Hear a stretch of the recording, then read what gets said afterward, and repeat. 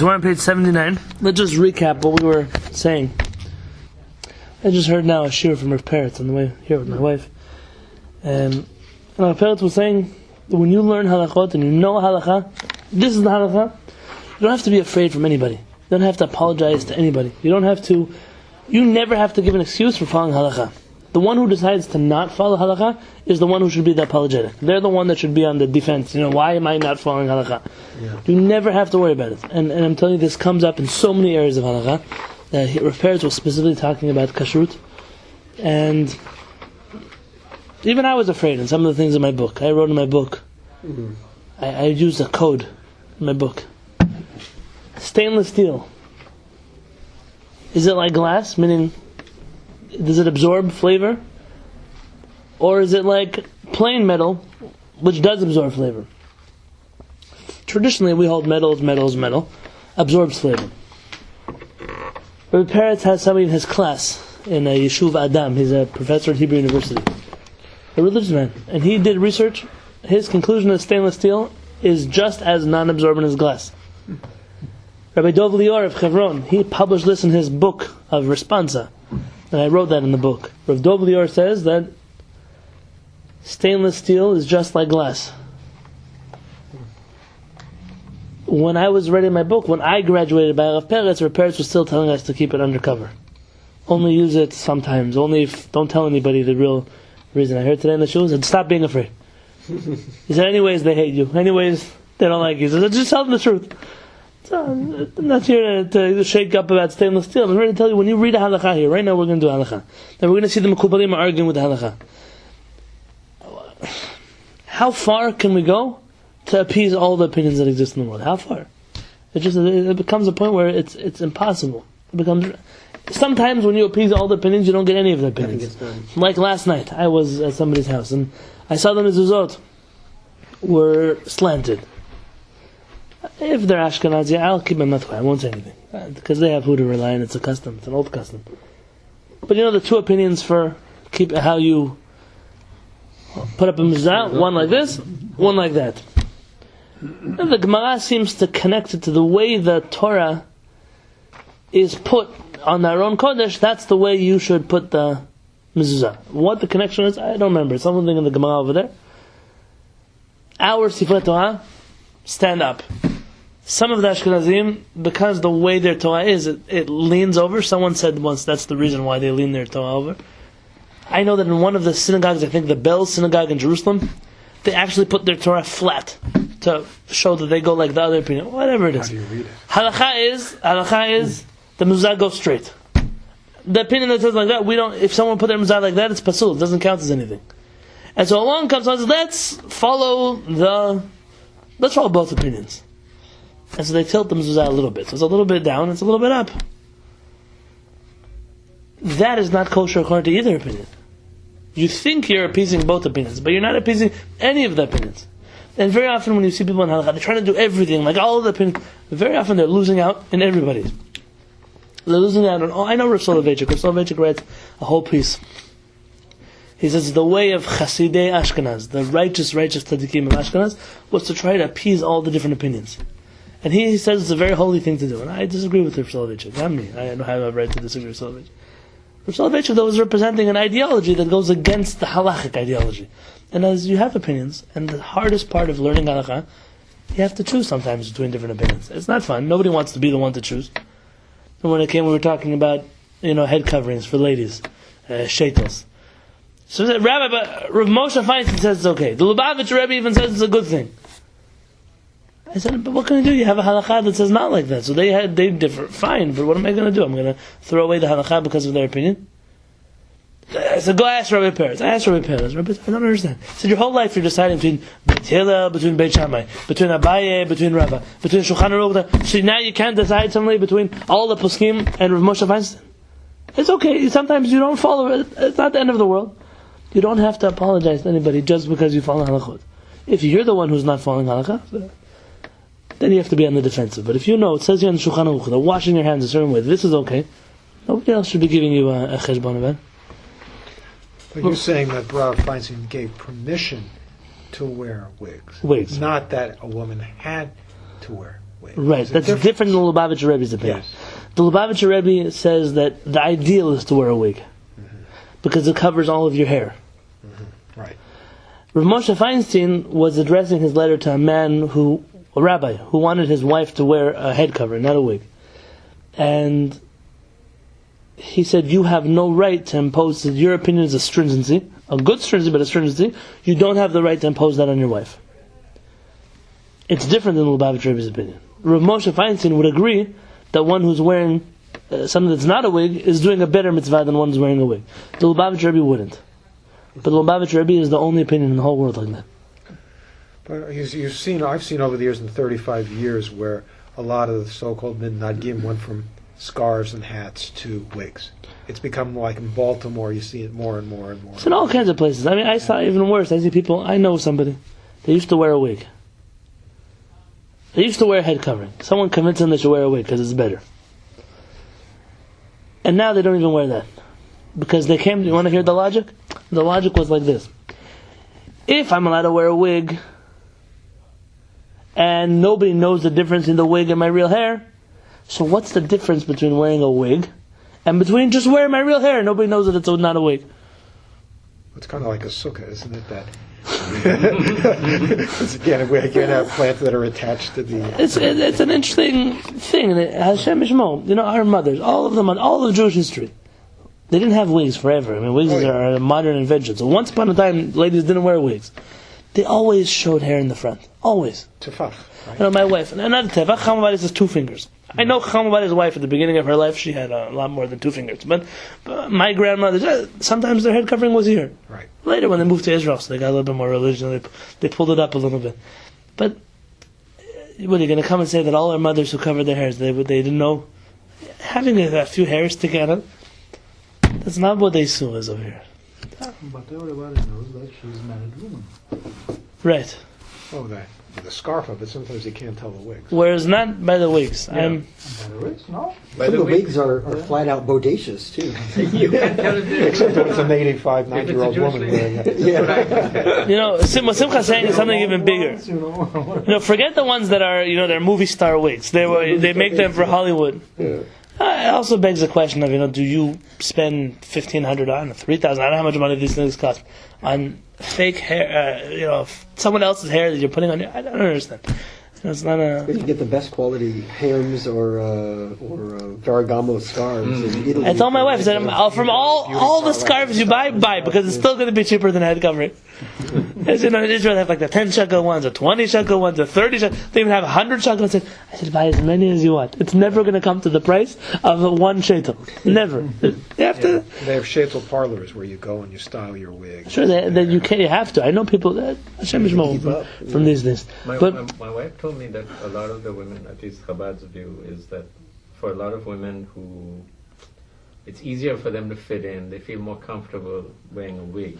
So I would agree that it's easier to fit in, so we'll let people wear wigs. If somebody was intellectually honest to tell me that, I would say fine, I understand where you're coming from. But to sell it as that's the ideal way to cover your hair, but that's the way the Lubavitcher Rebbe presents it. And I'm not one to argue with the Lubavitcher Rebbe. No. But there are bigger poskim, but people who came before the Lubavitcher Rebbe, that he had an obligation to follow.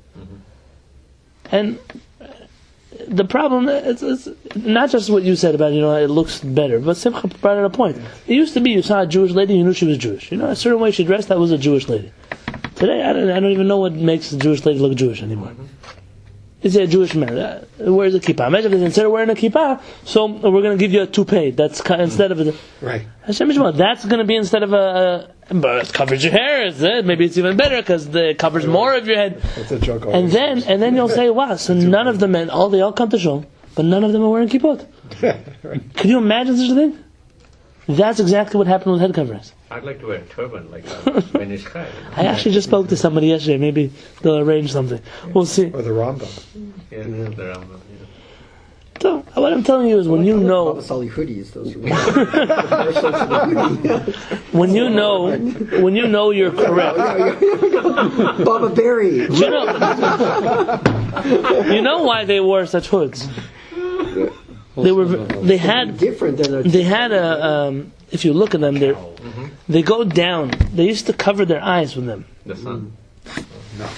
Sin, looking at sin. He's not a Baba, but for when they were walking in the streets, they moved it down a little bit so they wouldn't see anything in the street. Right.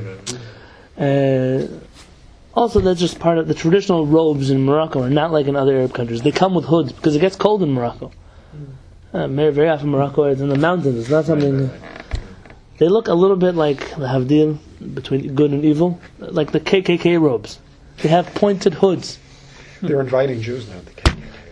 Yeah, wonderful. So, when you learn a halakha, don't be afraid. Write it down, put it in your book. Someone argues, you tell them, this is the halakha. What can you do? What do you argue with halakhot? The thing is, you live in a world today, people will argue with halakhot. And that's the craziest thing that happened. They get angry at the reform people and the conservative people and that they don't keep halakha, but neither do you. You also argue with Shulchan Aruch. So what is that? What kind of halakha is that? But the halacha for Sephardim on women's hair covering is different than Ashkenaz because Rabbi Avad Yosef forbids wigs. Entirely. Right? Yes. There are some Sephardic rabbis who allowed wigs. I can't lie. Yeah. Rabbi Mashash, for example, said that a lady could wear a wig, but for the reason that you were saying, where it's harder enough for them to cover their hair, so at least let them cover it with something that's going to be accessible to them. Fine, I'm willing to say that if a lady has no choice, I can't fight the whole world. It's a big deal for a lady to cover her hair. It's whole life. She's not going to wear her hair in public. It's a big deal. You have to, someone whose wife covers their hair, you have to give her 1,000 thank yous. Even if it's once a week, even if it's on Shabbat, even 1,000 thank yous that you do something so big. It's not simple. If somebody were to tell you to cover your hair all day long. I don't know if guys are sewn to their hair as girls are, but still it would be, at the best, uncomfortable. At the best. It gets hot, you still can't take it off. Sitting on an airplane, still can't take it off. It doesn't make a difference. It's something to say chazak u'varuch to ladies that do it, to support them, to push them forward. On the other hand, just because Sephardic rabbis, Ashkenazi rabbis, some said okay, some said no, this is not one of those things where there's a Sephardic halakha and an Ashkenazi halakha. It's a halakha. Different people pulled it in different directions from either camp. There are many Ashkenazi rabbis who said wigs are forbidden. The Chazon Ish, you know the Chazon Ish? The Chazon Ish was one of the giants of Lithuanian Jewry. And he used to say, he writes in one of his books, that every time he passes by a wig, a lady wearing a wig, he says, Reach, a stench, shel isur deoraita, of a biblical prohibition, nodef mepeata, wafts out of her wig. So he smells this disgusting smell of a biblical prohibition coming out. Rabbi Mordechai Sharabi, the famous Sephardic Kabbalist, you know what? In Hebrew, the word for a wig is called a non-Jewish wig. It's made from non-Jewish hair. That's where it's called a panochi. The reason it's called a non-Jewish wig is people who wear them aren't Jewish. He was famous for saying that. Not so. There was a big scandal a few years gung-ho ago where they had wigs made from women's hair in India. Yeah. India. Is it because they were doing Avodah Zarah? They were offering their hair to some god. Then all of a sudden, people started burning the wigs. They should have kept doing it. Not because of that, but that's not because of other things. So again, just to recap what we were saying here about washing your hands. According to the Mekubalim, you have to wash 3 times alternatingly. If from a cup, right? Cup, So you guys learn that word? Becher. Yeah. Now, according to the poskim, though, once inside of a cup of water is enough to allow you Inside, dip it? Yeah, to dip it inside. Once is enough to allow you to pray. You only need 3, according to the poskim, to For the ruach ra. But the ruach ra doesn't hold you back from tefillah. What do the Kabbalists say? Do they agree? No. So you gotta go 3. Yeah. The Kabbalists say that you have to do 3 even to pray, because ruach ra is strong enough to hold you back from praying. Right. But there's a practical issue with the amount of water that's available sometimes. Right. We did discuss, I think. Rivit, you almost always have a rivit of water. This is enough water to wash both your hands. Less. Yeah, but 3 times? Once. Oh, 3 times. Each time you would need. Not in terms of the practicality once, but the practicality 3 times. Right. So it's enough to put it just on the end of fingers. Including your Like on knuckles. Yom Kippur. Including your knuckles. But on Yom Kippur you're allowed to Any, From here. Not here. yeah. I don't only on finger. Right. Now, the reason why I keep her, because that's the bare minimum. Every knuckle, That's the bare minimum. That's why we do that in Yom Kippur. Here you have an interesting question. What if you have 3 buckets of water? Remember we asked this question? 3 buckets of water. You go 1 here, 1 there, 1 there. According to the poskim, what would you say? Say bracha. This would work. Would this work for prayer? Mm-hmm. Would it work for getting rid of the ruach ra according to the poskim? No. Could be. We don't know. We don't have a proof one way or the other, unless you have a proof. No. What about for the mekubalim? it doesn't work. Why not? Because you have to pour the water from the You vessel don't onto have the hands. upper vessel. Because you're still lower taking, vessel. you're trying to, you have to But I think looking into the upper vessel is more important than the lower vessel. Right. Because you're always going to have a floor. You're not going to have something on the bottom. But you're right. You don't have an upper vessel. You don't have anything to pour from. It seems like the Mekubalim, they're going to say that 3 buckets of water. Now, it probably can't be buckets because then you could just pour the water. Remember, it has to be some kind of container that has water that you're not able to take it from the ground. I don't know what it would be. Maybe like a big granite kior or something. Or, you're right. I don't know if in the olden days there were like basins they stored water in. I don't know how this works. Could be where they give animals to drink. They have little, what do they call them? Troughs. Up in Matsada, you can see like they have 3 big, or 3 or 4 like big cisterns up there. You can see there. So here would be the question: would you be able to? It's clearly something you can't pour. It seems like the Mekubalim still would say that not only does it not work for Ruach Ra, it doesn't work to let you pray either. Let's read this inside. Lamed. If you have so much water, why don't you, do normal? Oh, that's the question here. What are we talking about? It seems like it must be a small kind of container, something small. Imagine you have. You can immerse your hands, even 2 hands in it. So it's enough water to do 3 times almost. Mashchem, that's a good question. This scenario seems to not even be so practical. Can you help us out? What would be a practical case where you have water in a container? Would be enough for a revi'it of water, yet not enough to pour because it's attached to the ground somehow or not pourable. You stick your hands in a pond. Okay, that's a good example. There's no kli to pour with. A pond is different than a river. A pond is the same water. It's not flowing water, right? Not my pond. It's a little pond. You have a few fish tanks. Let's say you have a hole dug out in the ground to feed your donkeys or to feed your dogs or your cats. You have water somewhere, but it's not enough to take out and pour. So, Troughs are not meant to be if you're poured. saying fish tank, okay, let's say... Now all the fish are tameh and you can eat them, okay? Yeah? What are you asking me? No, we don't eat this fish. But after immersing your hands on it, can it stay like that, or you have to, throw it? That's a great question. You're not going to drink it, That's it's okay. To kill the fish. No, remember you're not supposed to keep this water anywhere where other people can be. Find a mikvah. I never heard this song before. It's new. It is new. I haven't heard this one. I've never heard this before. Could be. So it's a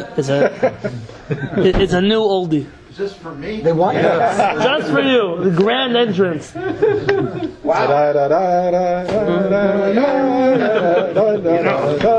what I did? The whole building You is have to singing. mikvah Rabbi get Downstairs, upstairs, everybody's singing.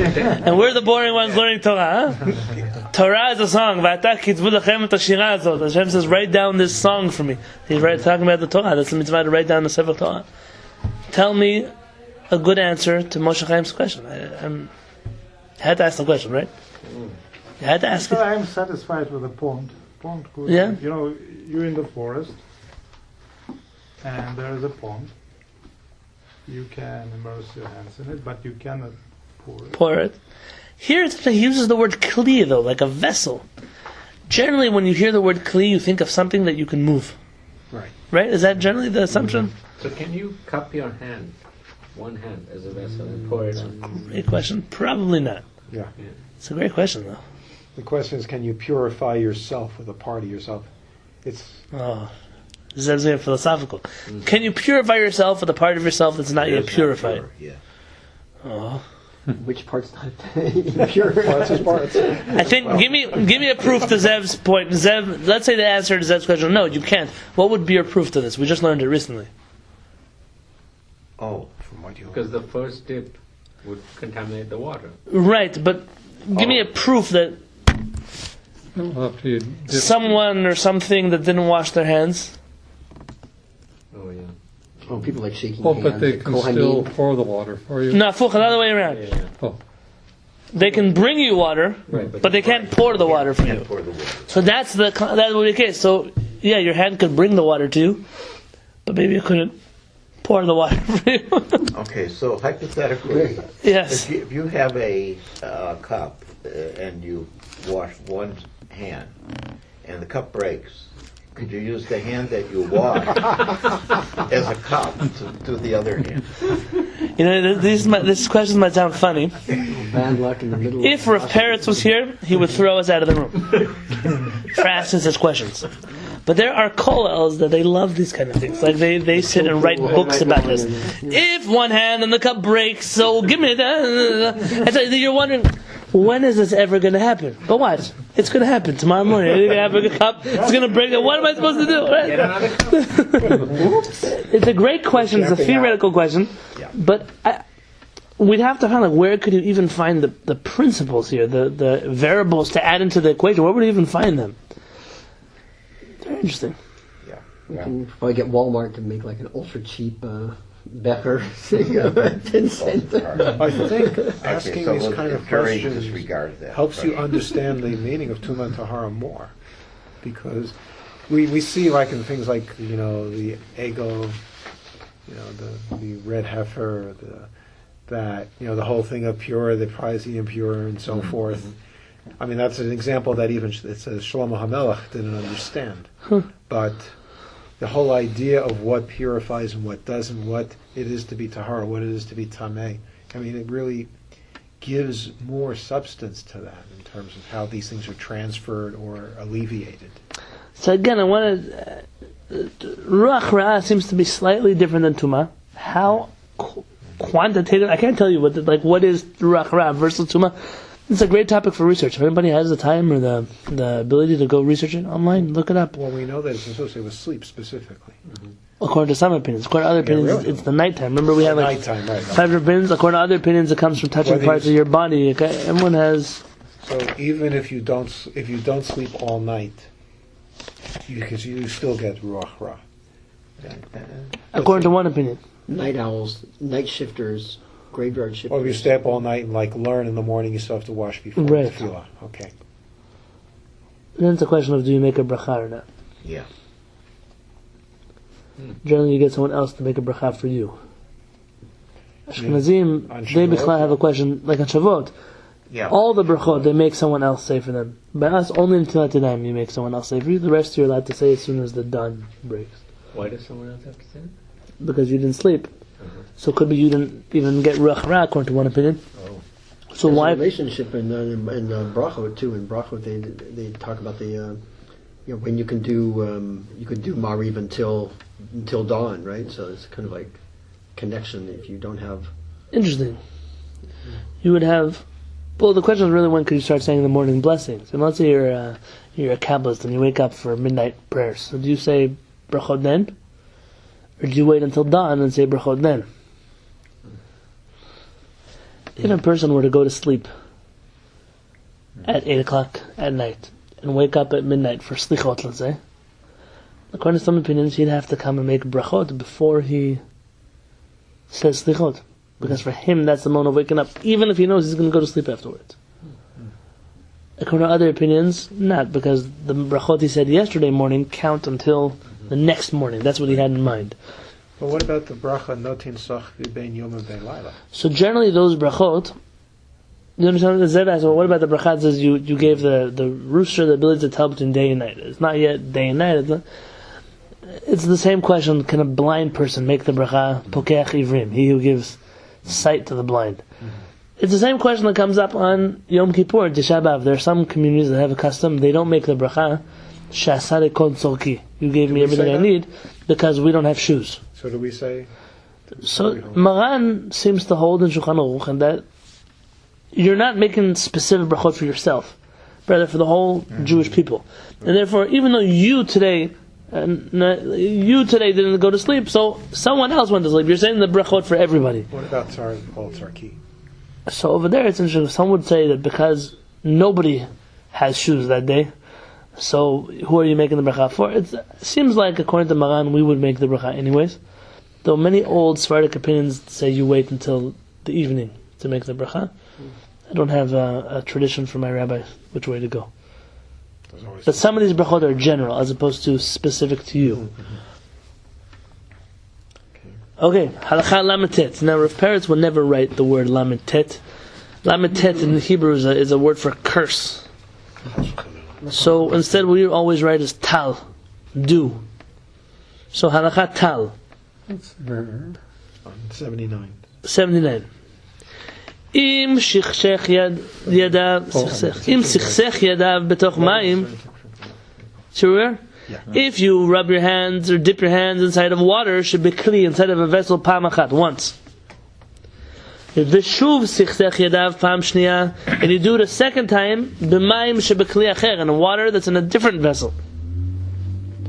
ושוב שכשך ידיו פעם שלישית, במים שבכלי אחר, and you do it a third time in water that's in a different vessel. לדעת הזוהר הקדוש, I don't know why he chooses to write the Kabbalist before the Poskim, but according to the Holy Zohar, v'raboteinu ha'mekubalim, and our rabbis, the Kabbalists, en netila zo mo'ila, this washing does not work, lahasir ha'ruach ha'am al-yadav, to remove the ruach hara from your hands. Kevan shetzarich, because you need shi'areh alehen mitoch kli dafka. You need the water to be poured on your hand from a vessel, specifically from a vessel, from another cup, from something.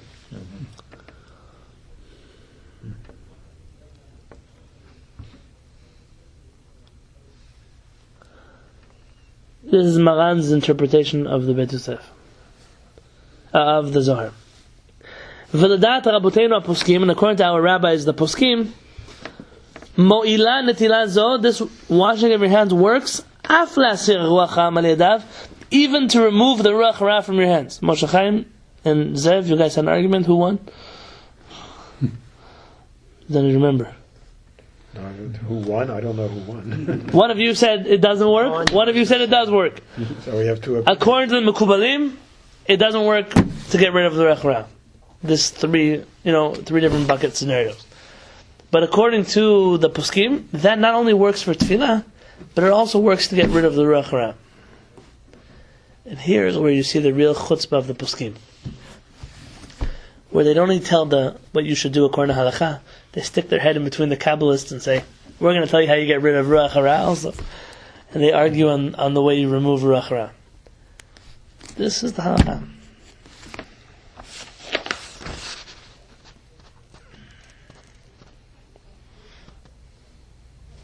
The question to me still remains, if you have access to so much water, why would you choose to do it that way in the first place? It could be that you really don't have enough water in each of those cups for 3 times. Imagine they're like leftovers from... I guess it's more of an issue. You can pour what you have in the cup on your hand, and then. But so right before you stepped in, we're trying to figure out a scenario where it's not really a vessel as in a movable vessel, but maybe more like a pond or it could be a farm trough, right? A trough, right? Or trough. Imagine that you have a few of those for your animals, and each one has a little bit of water inside of it, but not enough to pour on something. I guess if you're praying, you're a farmer, and you have to get up early in the morning, and you have to say Shema. After you've already. You don't even have the luxury to look around for something. I know I think it's in Brachot they discuss you could say Shema riding on a donkey somewhere. Workers right up in a tree. Right. And again, we're going to disagree with the halakha on the next page, top of 80.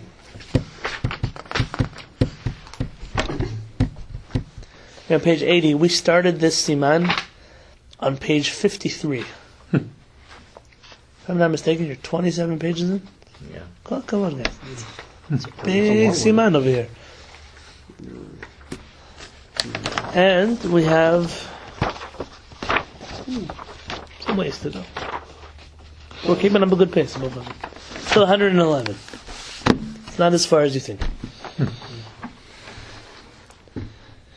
Ula halacha. And says Rabbi David Yosef, my conclusion halachically, nira, it appears, שאם אין לו אפשרות, if you have no other choice, אלא לסכסך ידיו 3 פעמים כל פעם במים אחים, to do, except for to dip your hands 3 times in different vessels, יעשה כן, you should do this. ורשאי אחר כך, and you're permitted afterwards, לקרוא קריאת שמע ולהתפלל, to read Shema and to daven, to pray. ומכל מקום, but in any case, לא יברך על נטילת זו, you should not make a blessing on this washing. שספק ברכות להקל. Because when you're in doubt as to whether you make a blessing, you should be lenient. You should be lenient and not make the blessing.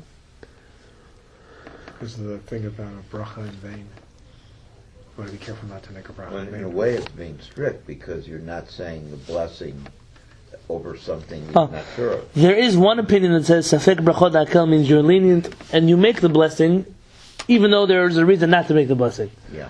That's what it means lenient. You're lenient in the prohibition of saying God's name in vain. Not you're lenient and not make the, but that doesn't seem to be the way that Poskim understand the concept of sabah. But that's his logic, exactly what you said. So what was this again? It was saying not to.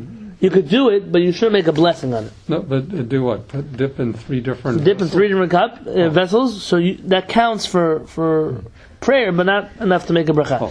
Rabbi David Yosef is once again arguing with Shulchan Aruch, arguing with Halacha, and saying, I'm going to take the Zohar enough into consideration that I wouldn't make a bracha according to Kabbalah, because of Kabbalah. I don't understand. And then the bottom... It's what you were saying at the beginning was that you should be afraid to hold right. halacha. This is exactly what I was saying. This. Yeah. And in the bottom, what Rabbi David Yosef even goes so far to prove is, and there may even be a reason to make a blessing in this case more than in previous cases, but even still we wouldn't make the blessing. Wow. Let's dig into I'm that. not against the Kabbalists, but how far are we going to... We were not Kabbalists. How far are we going to take their opinion? And here's the kicker. What happens if you find water afterwards? You did it 3 times. You didn't make the bracha. Now you find water a 2nd time.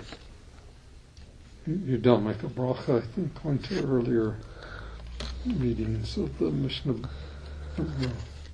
You wouldn't make it. It wouldn't, because there was doubt that the first one could have been. Like we said in the last case. Very good, Barry. This is exactly what we said in the last case. He's going to say, and if afterwards you find more water, and you're able to wash with them from a cup, 3 times alternating. You should go back and wash your hands again. To remove the ruach ra from your hands, even according to the Zohar. Meaning you, according to the poskim, not only are you able to pray, but this works even For ruach ra. Saying, but you should wash a 2nd time if you can to follow the opinion of the Kabbalists. That's interesting. And not say bracha. Because they're saying it's already done, but you have to do something again. Again, for another opinion. But in any case, lo yivarech kalal. You should not make a bracha at all. Gam al netilah shniya, also in the 2nd washing, like Barry told us. Ela im ken lo shahaz zman rav ben shan netilat, unless you didn't wait such a long time between both hand washings. And again, we don't agree with that either.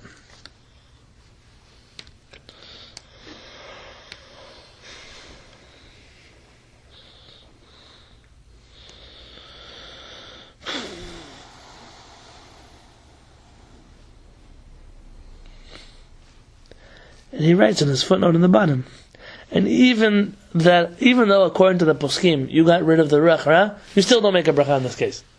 But do the poskim say you do make the bracha?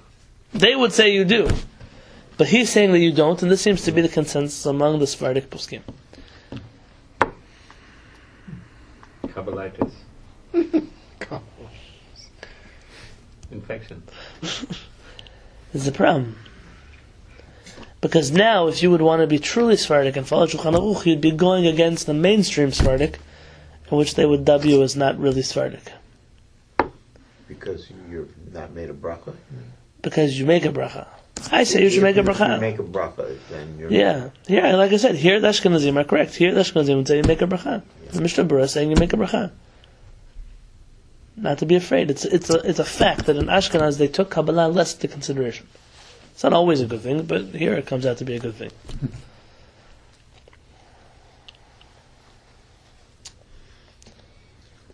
After Chama passed away, he left a big void in the world. A lot of different people are trying to fill. I'm not sticking my head here in politics, but I heard a speech from one of his sons, a big Talmid Chacham. He was speaking in a certain synagogue, and this is what he said. He said, I was in a certain synagogue in Jerusalem, and there was a rabbi who came to teach halachot there. And he said a halakha not like the way my father said halakha. And I told the gabbais of the synagogue they should fire him. Because no Sephardic rabbi has the right to argue with my father. And he said, and they listened to me, and they fired him, and Baruch Hashem. I said, that's Torah, this is the way it works? That's how it works? But to follow one, we don't have a choice, you don't have a ability to choose. Every rabbi now has to do like one other rabbi.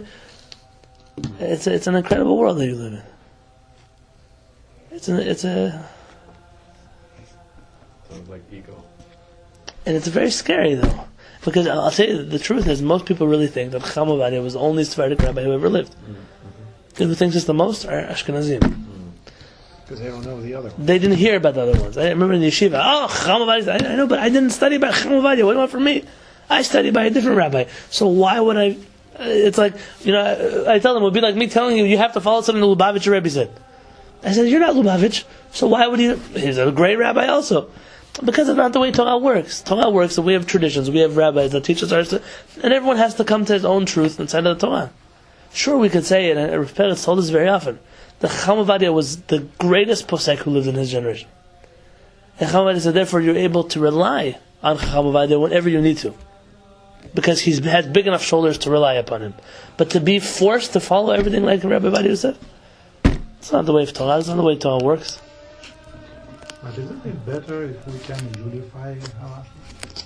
Because how I understand Rav Ovadia, what he was doing, he was trying to unify the Sephardic halacha and move it a little bit closer to Ashkenazi.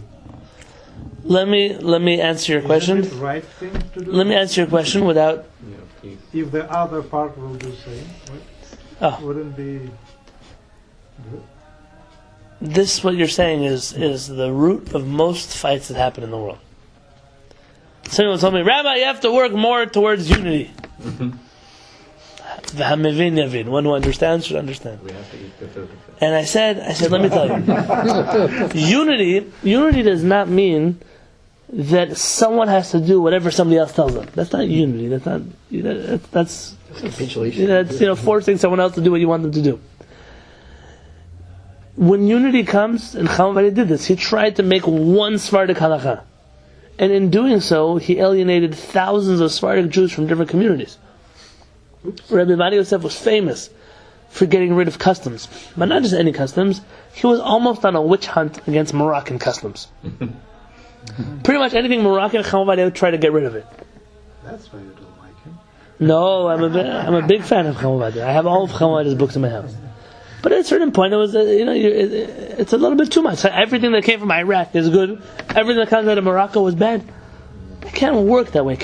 When you fought against Ben Ishmael also, and here, what did he accomplish? He accomplished that many people followed his halachot. But you also lost that flavor of the Ben Ishchai in the Sephardic community. And it didn't unify. It just created communities of Sephardic Jews who didn't even... There was a famous rabbi in the last elections of Jerusalem.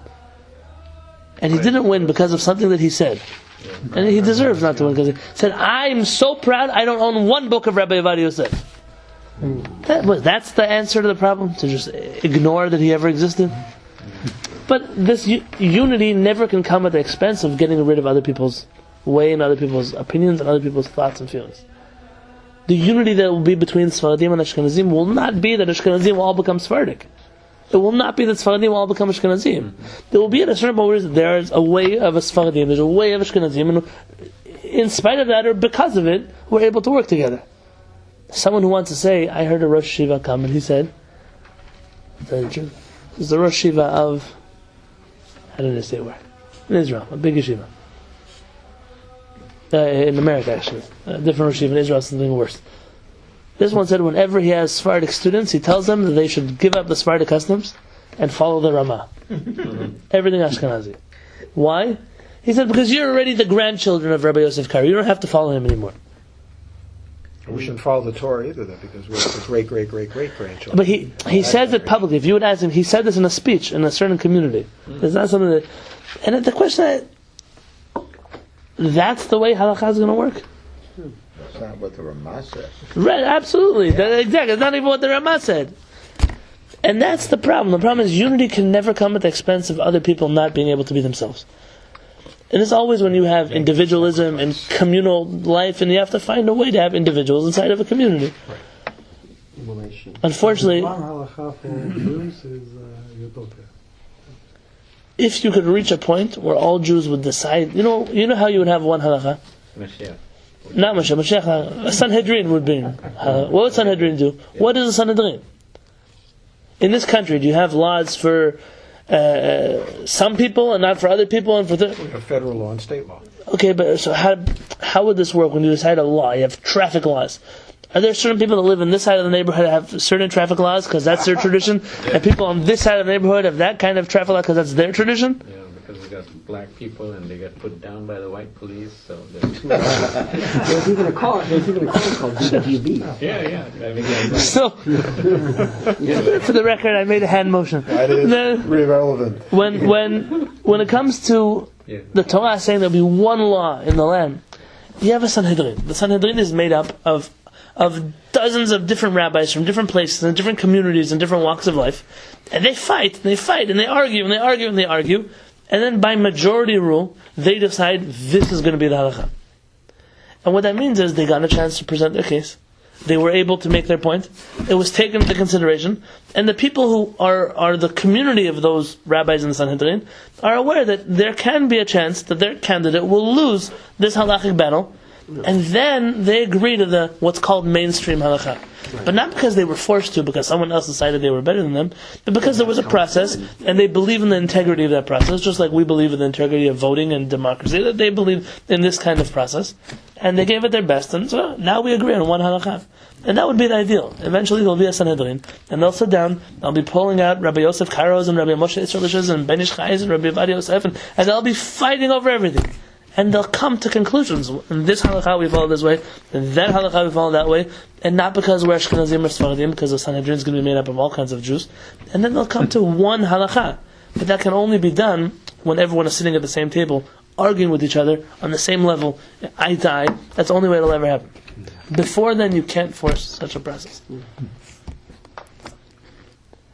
But not always do you judge someone favorably. Shulchan Aruch quotes that if someone is a repeat offender in a certain area, let's say you go to the grocery store and you would see me coming out with not kosher steak in my grocery shopping cart. You have an obligation, even if you think that I'm going to take it home and eat it, and you hear me talking to the person behind the counter recipes on how to make the best not kosher steak, you still have to judge me favorably, because in the area of kashrut, I am what's considered a tzaddik, meaning I don't commonly violate the areas of kashrut. Maybe you're buying it for a non-Jewish You could order. buy it for somebody else. The Shulchan Aruch says you have to go out of your way to make up even exaggerated stories that would explain. Levi Yitzhak of Berdichev. Ah, yeah, but more, there was a famous story, Rabbi Shimon Schwab. Have you heard of Rabbi Shimon Schwab? He was a big German rabbi, the rabbi of the German community in New York. Breuer's, I don't know if you know Breuer's. If you ever bought chickens, it's K-A-J on it. That was his community. Rabbi Shimon Schwab, Art Scroll publishes a lot of his books. They like him a lot. And Rabbi Shimon Schwab once saw a member of his community on the corner of New York, somewhere in they have those little hot dog stands in New York, Manhattan, buying a hot dog and eating it. With a kippah and tzitzit and the whole thing. And I couldn't believe it. Some of them say halal on them, but none of them say kosher. That's right. And That's a halal step. and he said, I judge him favorably that maybe he has some kind of disease that he has to eat right away, and there was nothing else around there, and this is all he could eat. I judge him favorably, and he went afterwards and he looked into the story. Turns out the guy was severely diabetic, and if he wouldn't have eaten, he knew himself. He knew he could have passed out in the street and all can. And the rest, I'm happy that I judge you favorably. Oh, why did he judge him favorably? Then you see a guy eating a non-kosher hot dog, you can pretty much say he ate non-kosher, because that person is not known to be a violator, a regular repeat offender in the area of kashrut. Right. You can have a person who in the area of kashrut is a repeat offender, so you can't judge him favorably in kashrut. But let's say in the area of lashon hara, he never tells lashon hara. You can have people that are made up of tzaddik and rasha inside of one person. Most people are like that. But let's say you see a person who this is something they do very often: bully people, excommunicate people. You not only don't need to judge them favorably, you are allowed to judge them not favorably. Because there's no reason for you anymore to assume that what they're doing has a good reason. I wouldn't share the story with you unless the person in hand was a repeat offender. It's a problem. It's a problem. And unfortunately we don't have any system intact right now in play where you could help a person get out of this problem. But what I heard from Chavavadia's son, you can't have a monopoly on Torah. You can't say a rabbi that doesn't follow my father's halachot, we should fire him. But you should know that I know that in the future of rabbinics in this world, the farther away a Sfaradi rabbi is from the teachings of Chacham Ovadia Yosef, the harder it will be to get a job, the harder it will be to get hired, the harder it will be to go to other communities and spread out. Something which Ashkenazim are already opening up to. Different opinions, different schools of thought, different kinds of communities, different spectrums on the left and right and all kinds of things. We have ways to go. Alright. No, it's not all bad in town. Sometimes I bring you some of the sad stories. It's not always so bad. Baruch Hashem, a lot of good things going on in town also. Baruch Hashem. We witness a lot of the good things too. So, but we have to judge this rabbi favorably, right? No, he's a repeat offender. No, we don't. He excommunicated A lot of people. Yeah. A lot of people? Yeah. Oh, not the one who was excommunicated you're talking about. No, the one who gets communicated is a first-time offender. He didn't even know what he offended. It's you have to. Even in American law, you have to have a combination of action and intent. You can't just. You have to have. And innocent till proven guilty. Yeah. So I was on a jury trial recently, very recently, and it was also circumstantial evidence. And If circumstantial evidence comes to the point where there are no legitimate, justifiable, reasonable ways that you could justify having this evidence around that would make him innocent, then he's guilty, basically. really, according to Halakha, circumstantial evidence is worth babkas. Nothing. No, that's not American law. Really. Circumstantial evidence. Right. Let me give you a great example. Let's say you're standing over here, and behind the mechitza there's two people, you can't see them, and they decide to get married. They give each other. They're not married, but you know that they gave each other. You see her come out with the ring afterwards. You see them holding hands. Doesn't count. You have to see. It has to be clear. It has to be open. It has to be. Nothing can be murders. Unless two people saw somebody kill someone, he could run out of a building with a bloody knife. And you can't process, at least not as a murder, maybe as something else, but not as a murder. Judaism, it's very often, there are times where circumstantial evidence is used against the person and really, he wasn't guilty. It's called the Rashomon syndrome. The? Rashomon. Okay, what does that mean? It was one of the greatest filmmakers is named Kurosawa. He made a film about a fiefdom Japanese lord and his wife on horses going through the forest, and they're attacked by a brigand who kills the lord, and then he's captured and brought to a Zen monastery, and they have a trial, and each of the witnesses, they have the wife, the thief, someone in the woods who saw the lord being killed, and then they bring a medium to bring down the voice of the killed person as well. And in the end, everybody's story is absolutely different. And the thing is to find which perspective is the closest to the truth. Or There you have witnesses Yeah, And here you had only evidence, physical evidence. that's even much more difficult. But the law is that if you can't find a reasonable, if you cannot find a reasonable justification for thinking of this person innocent, who's the defendant, based on the circumstantial evidence. Well, in other words, if we can't come up with a scenario that's reasonable to make him innocent, the evidence makes him guilty. Sure, saying innocent until proven guilty. Proven guilty is a very loose term. Well, If you can't prove him innocent, then really he's guilty.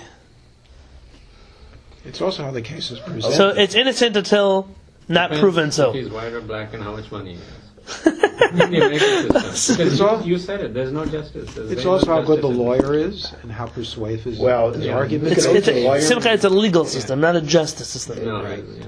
Right. so in this case, the lawyers and they were public defenders and the prosecutor were both lousy in their defense and their prosecution. So at the end, they asked us how they, the jury, how we thought they did, and I just said to them, it was the evidence that we decided on, not anything you guys said. That's what I said.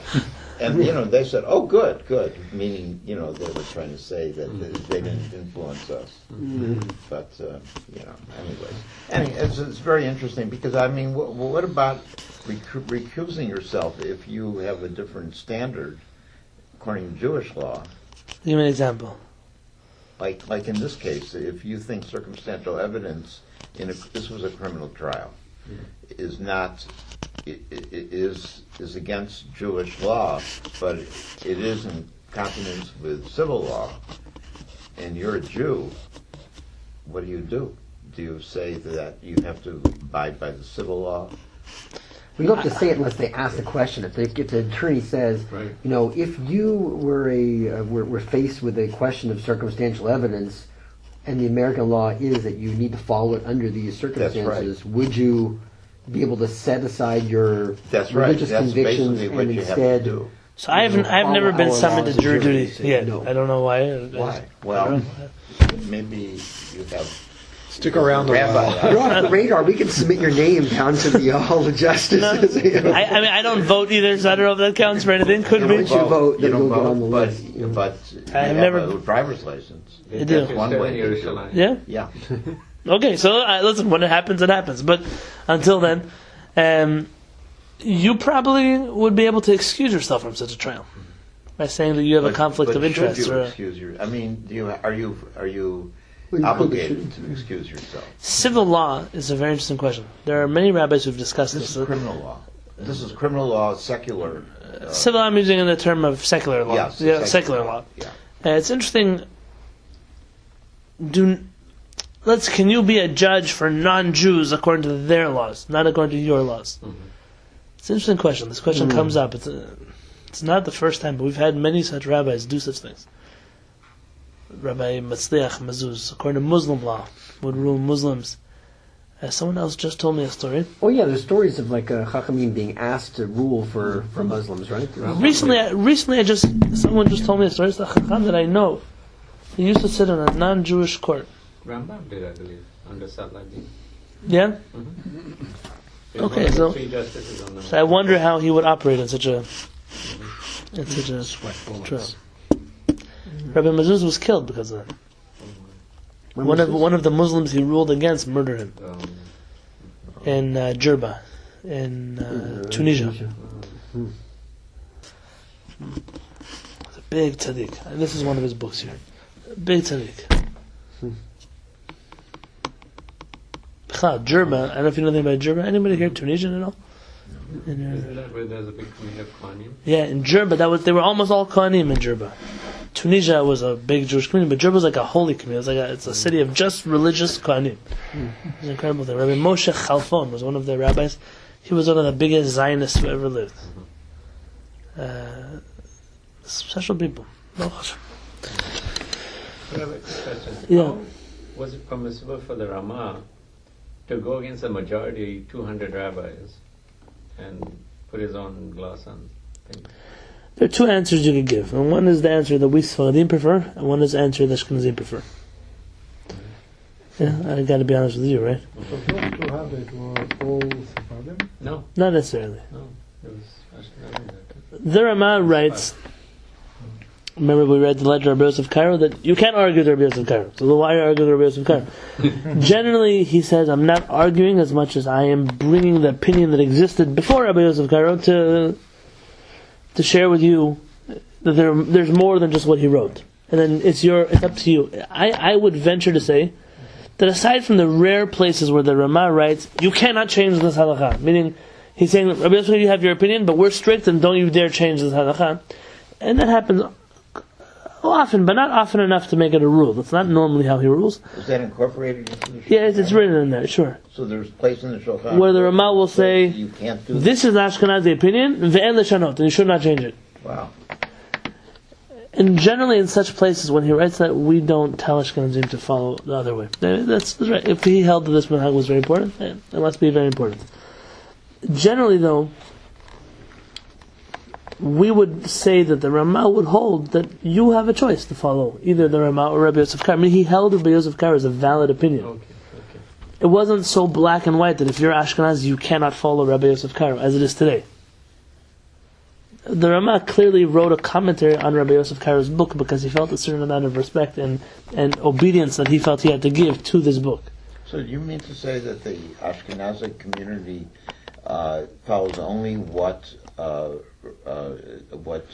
Rama says and not the Moran? No, that's an interesting question because the answer is interesting. The answer is yes and no. Yes, whenever the Rama argues with Rabbi Yosef Karo, they follow Rama. Well, it's arguing or just presenting another another opinion. Yeah, another opinion. Rabbi Yosef Karo, though, generally the Rama doesn't argue. I mean, you've seen most of these halachot, the Rama doesn't even say anything, which means 99% of the time, Sfardim and Ashkenazim have the same halachot. It's generally those times where the Rama argues, and those are hot topics that we would love to follow one opinion or the other. But that's where the point of conflict is. And it's not so often as people would like to. It's not like there are two Shulchan Aruchs inside of here, that one's for Sfardim, one's for Ashkenazim. Often the Rama will stick his head in and say like this or like that. That's a Sephardic approach, and that's how the Sfardim explain this. But Simcha, the Rama writes differently. The Rama writes in his introduction to his book, if I recall correctly, it's been a long time. He says that Ashkenazim in general had a different way to paskin halakha, to rule in halachot. And for them, the Rambam, the Rif, and the Rosh was not the formula that they agreed on to follow halachot, but instead they followed different rabbis, such as the Mordechai, such as the Tosfot, such as Rashi, different ways of deciding halachot. He says, and they agree that Rabbi Yosef Karo, using the formulas that he has, reached the proper conclusions. But that Ashkenazim didn't necessarily agree with Rabbi Yosef Karo, that that's the formula you use to follow halachot.